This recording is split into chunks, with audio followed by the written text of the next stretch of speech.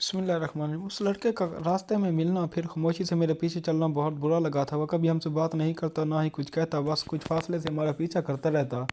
میں، فیضہ اور نادرہ، تین سہیلیاں اسکول سے نکل کر ساتھ ساتھ گھر آتی۔ میں نے 7ویں کا امتحان پاس کر لیا تھا اور انہی دنوں ابا جی ریٹائرڈ ہو گئے تھے اور گاؤں میں اپنا مکان بنانے کا فیصلہ کیا۔ جہاں ہمارا گھر بن رہا تھا وہ شہر سے آدھ پونے گھنٹے کی دوری پر تھا۔ تعمیر شروع ہو گئی۔ جب ہمارے مکان رہائش کے قابل ہوا تو ہم وہاں منتقل ہو گئے۔ اوپر والی منزل بن رہی تھی اور مزدور سارا دن کام میں مصروف رہتے ہیں۔ ان میں ایک نیا لڑکا کام کرنے آیا تھا۔ وہی لڑکا تھا جو اسکول کے بعد ہمیشہ خاموشی سے ہمارے پیچھے چلتا تھا۔ میں نے اسے اپنے گھر میں کام کرتا دیکھا تو خاموشی اختیار کر لی۔ بعد میں مجھے پتہ چلا کہ وہ ایک غریب بیوہ کا بیٹا ہے، اس کا نام صدر الدین ہے۔ میں نے اسے کچھ نہیں کہا کیونکہ مجھے لگا وہ محنت مزدوری کر کے اپنے اخراجات پورا کرتا ہوگا۔ میں نے سوچا کیوں نہ اس کے کام میں خلل ڈالوں، وہ شاید اسی محنت سے کچھ کما رہا ہو، اس لیے خاموشی بہتر ہو گئی۔ ایک دن میں کچن میں تھی، وہ پانی مانگنے کے بہانے آیا۔ اچانک کہنے لگا، تمہیں پتہ ہے میں یہاں کیوں کام کر رہا ہوں؟ صرف تمہاری خاطر۔ یہ سن کر میرے سکتے میں آ گئی۔ ایک روز امی نے اس کو بلا کر کچھ کام بتایا، پھر پوچھا تمہارے والد کیا کام کرتے ہیں؟ تو اس نے جواب دیا وہ وفات پا چکے ہیں۔ یہ سن کر امی کو افسوس ہوا۔ انہوں نے کہا، بیٹا تم پڑھتے کیوں نہیں؟ یہ تمہارے پڑھنے کی عمر ہے۔ صدر الدین نے کہا، خالہ میں پڑھ رہا ہوں، میٹرک کا امتحان دیا ہے۔ امی سن کر بہت خوش ہو گئی۔ ان کے دل میں اس لڑکے کی عزت بڑھ گئی۔ صدر الدین تقریباً 2 ماہ تک ہمارے گھر میں کام کرتا رہا۔ دل میں میری محبت کی چپ ہوئی شمع جلائے وہ اپنے جذبات کو چھپائے رکھا۔ جب مجھ سے کسی کمرے میں آتے جاتے دیکھتا تو خاموشی سے بیٹھ جاتا اور دیکھتا رہتا، لیکن جیسے ہی میں اس کی طرف دیکھتی تو فوراً اٹھ کر دوسری جگہ بیٹھ جاتا۔ میں نے اچھی طرح سمجھ لیا تھا یہ غریب لڑکا مجھ سے محبت کرتا ہے، لیکن میرے دل میں اس کی جگہ نہیں تھی، شاید اس کے لیے کہ اس کی زندگی کا معیار ہم سے کم تھا۔ میں نے اسے اپنی حیثیت سے نیچے سمجھا تھا۔ جب ہمارے مکان کی تعمیر شروع ہوئی تو اچانک غائب ہو گیا۔ پھر اس کے بعد مجھے دیکھنے کے لیے بےتاب رہتا، کیونکہ میں اسکول نہیں جاتی، میں گھر پر پرائیویٹ امتحان کی تیاری کر رہی تھی۔ سارا دن پڑھائی کر کے میں مصروف رہتی، اس لیے میری نظر کسی اور طرف نہیں جاتی۔ پھر ایک دن صدر الدین اچانک ہمارے گھر آیا۔ میری امی نے پوچھا، کیا بات ہے بیٹا، کوئی ضرورت ہے؟ تو صدر الدین نے کہا، جواب، خالہ جان کوئی خاص نہیں، بس ویسے ہی گزر رہا تھا، آپ کو سلام کرنے آیا۔ پھر اس نے بتایا کہ وہ گاؤں میں فصلوں کے موسم میں مزدوری ڈھونڈنے آیا ہے، تو مجھے فوراً اندازہ ہو گیا وہ بہانے سے یہاں آیا ہے۔ امی نے اسے ٹھنڈا پانی پلایا اور کہا، بیٹا میں اپنے شوہر سے بات کر کے تمہیں مزدوری دلاؤں گی، پھر آنا۔ اس وقت میری چھوٹی بہن ریاضی کے سوال حل کر رہی تھی۔ کہنے لگی، امی جان یہ سوال میری سمجھ میں نہیں آ رہے۔ امی بولی، ٹھہرو میں صدر الدین سے پوچھتی ہوں۔ انہوں نے سوال دکھایا تو وہ بولا، یہ تو بہت آسان سوال ہے، 1 منٹ میں دروازے پہ کھڑے کھڑے اس نے سوال سمجھا دیا۔ میری ماں بولی، تم کھیتوں میں مزدوری کیوں کرتے ہیں؟ ٹیوشن پڑھایا کرو۔ صدر الدین نے جواب دیا، خالہ جی گاؤں والے کب ٹیوشن پڑھتے ہیں؟ اچھا تم میری بچیوں کو ٹیوشن پڑھا سکتے ہو تو کل سے آ جانا۔ اس کے بعد وہ روزانہ ہمارے گھر آ جاتا، ہم دونوں بہنوں کو پڑھا کر چلا جاتا۔ اس نے پڑھاتے کبھی اوپر نظر نہیں اٹھائی، ہمیشہ نظریں کتاب پر یا کاپی پر رکھتا تھا۔ کبھی کوئی فالتو بات نہ کرتا، بس جیسے گمسم ہزاروں امنگوں کے ساتھ آتا ویسے ہی خاموش چلا جاتا اور ناکام محبت دل میں لیے واپس چلا جاتا۔ امتحان ختم ہو گئے تو ہم ٹیوشن ختم کرنا چاہی، تب اس نے ایک التجا بھرا خط مجھے لکھا، مجھے ٹیوشن ختم نہ کرو۔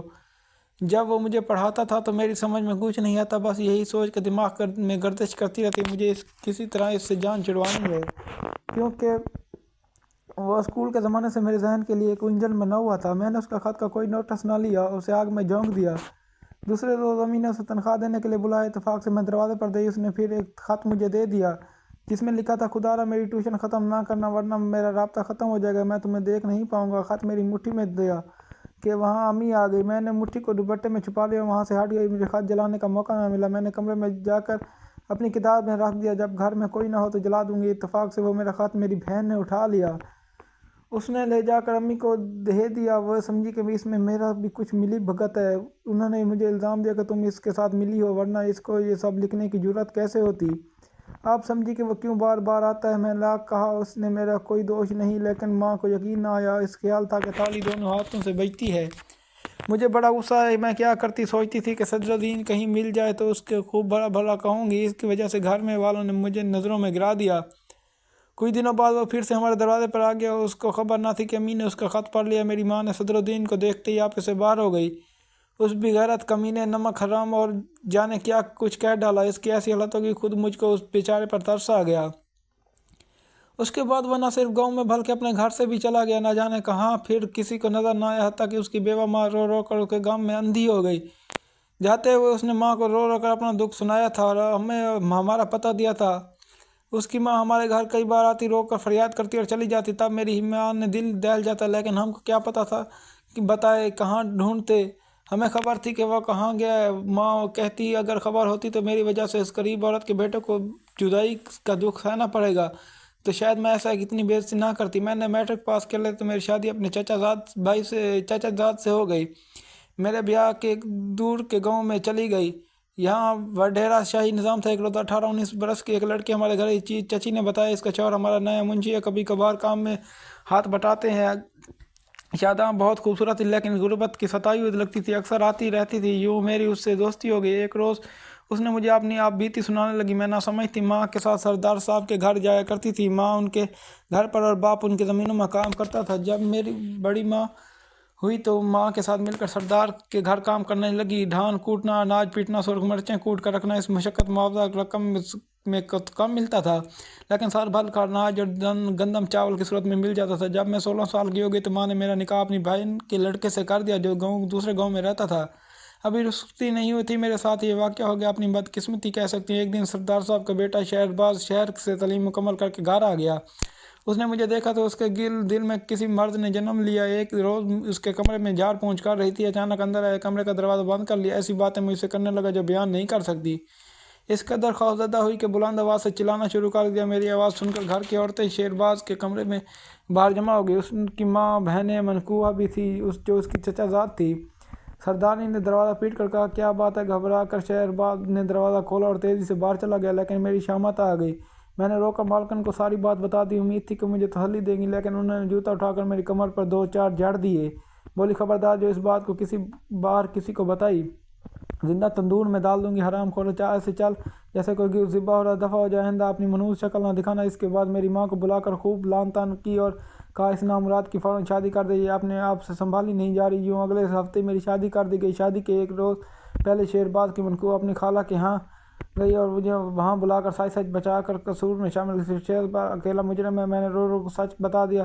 उसे यकीन आ गया। घर जाकर उसने अपनी माँ को तमाम हाल बताया। उन्होंने शेरबाज की माँ से खूब झगड़ा किया। शेरबाज को लान तान की गई, जिस पर सरदारनी और शेरबाज दोनों ही मेरी जान के दुश्मन बन गए। मेरी शादी सिर्फ 2 माह हुए थे। गर्मियों के दिन थे। सास और मैं सहन में सो रहे थे, जबकि मेरे ससुर और शौहर खेतों में पानी लगाने गए हुए थे। रात का दूसरा पहर था कि अचानक हमारी पालतू कुत्ते ने भौंकना शुरू कर दिया। हमारी आँख खुल गई। सर उठाकर देखा तो खूब लजाने वाले थे। 3 आदमी पगड़ियों के साथ अपने मुंह लिपेटे, उनके हाथों में कुल्हाड़ियाँ थी।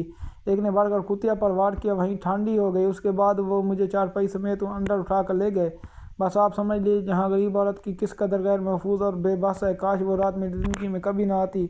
उससे तो अच्छा था मुझे मौत आ जाती। 3 शैतान थे और मैं अकेली बेचारी बूढ़ी सास बार सहन में खौफ से नीम गनूदगी में अकेली पड़ी थी। उस वक्त दुख बयान नहीं कर सकती। मेरी नामूस खाक में मिलाकर भी उनका गुस्सा ठंडा नहीं हुआ।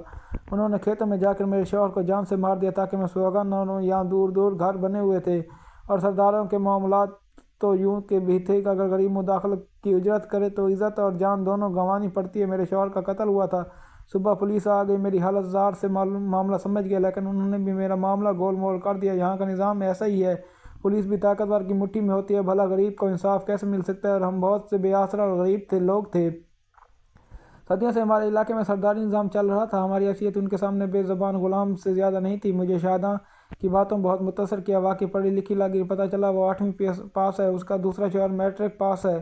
एक दिन उसके शौहर देखा चाचा के पास किसी काम के खातों का रजिस्टर लाया। इतफाक से बैठक में जाते हुए मैंने अपने कमरे की खिड़की से देख लिया। यह सदरुद्दीन था। मैंने उसे यहाँ देखकर हैरान रह गई। बाद में चची ने बताया यह मायूस नौजवान तुम्हारे चचा को कचहरी में मिला था, जिसके बिना मुजरिम की पुलिस सड़क पर आवारागर्दी के इल्ज़ाम में गिरफ्तार करके लाई। उन्होंने लड़के की सूरत देखी तो वो बेगुनाह नजर आया। उसकी बातचीत की तो पता चला उसका कसूर सिर्फ इतना है कि गुर्बत की परेशानी के बहस सड़क पर देर गए बेबस मकसद चलता रहा। ट्रैफिक पुलिस ने उसे धर लिया और आवारागर्दी की जुर्म में लगा दिया। बहरहाल चचा उसे साथ ले आया, उसे पनाह दी, रोज़गार दिया, अपने साथ रख लिया। फिर उसकी शादी शादवान से करा दी, क्योंकि शाहजहाँ का बाप हमारे चचा के गांव के आबसा था और अपनी लड़की को दूसरी शादी के लिए परेशान रहता था। उसने मेरे चचा के पास पनाह ली थी, लिहाजा चचा का फ़र्ज बनता था उसका मसला हल करें। उन्होंने अपने मुंशी सदरुद्दीन को मज़लूम शाहजहाँ की दुख बड़ी दास्तान सुनाई तो वो उस लड़की की शादी पर राज़ी हो गया। यूँ उसे एक बार फिर मेरे दीदार का मौका मिल गया। शायद इसने खुदा से साथ यही दुआ मांगी होगी। दोस्तों, अगर आपको मेरी कहानी पसंद आई तो मेरे चैनल को लाइक सब्सक्राइब ज़रूर करें और साथ ही बेल आइकन के बटन को ज़रूर प्रेस करें, हर आने वाली वीडियो का नोटिफिकेशन आपको मिल सके।